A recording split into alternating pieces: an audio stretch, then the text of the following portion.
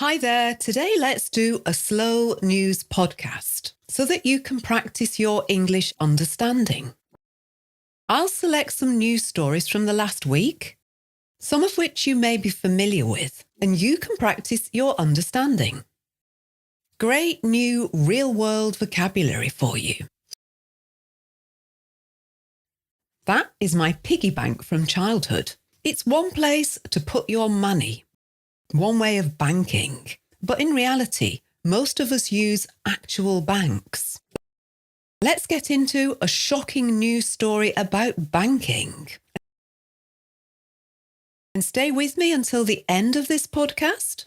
I will be offering a fun comparison between two vastly different movies, both released in the UK this week. Imagine Barbie and Oppenheimer competing for audience attention. So, a chance to learn more about popular culture and expand your vocabulary related to cinema and film reviews. And stay tuned to the end of this podcast to know my personal opinion on these movies and some interesting facts about them. Before we get started, let's break a common myth. You don't need to know thousands of words to start speaking English. Surprised? Research shows that the most frequently used 500 words account for up to 80% of English conversation. Now, imagine if you had these 500 words at your fingertips, ready to go. It would be a magic key to unlock basic conversation in English. So we have prepared a special Listen and Learn course covering these 500 words. It's on our website at adeptenglish.com. Go check it out.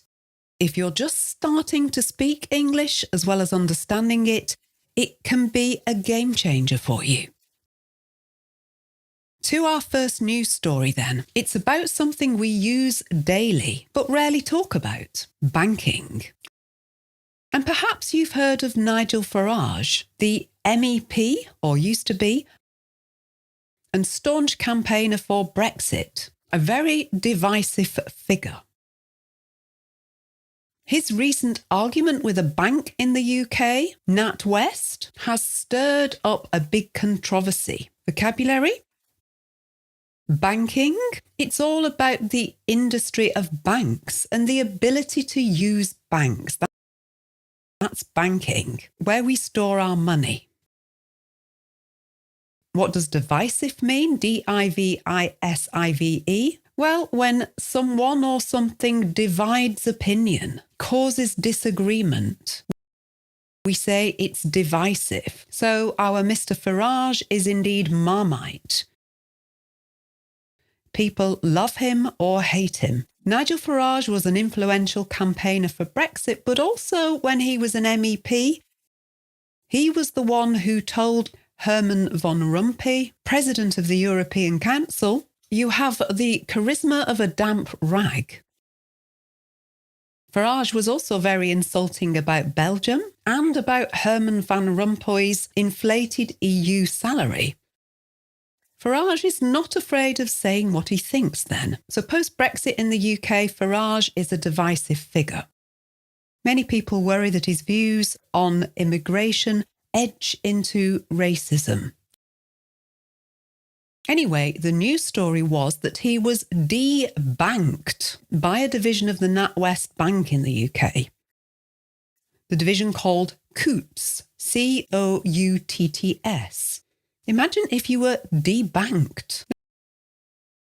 Now, NatWest is one of the main banks in the UK and one which had to be rescued by the government in the banking crisis of 2008. So the taxpayer still has a 39% share in NatWest Bank, which makes it a little bit more accountable, shall we say. It must justify its actions.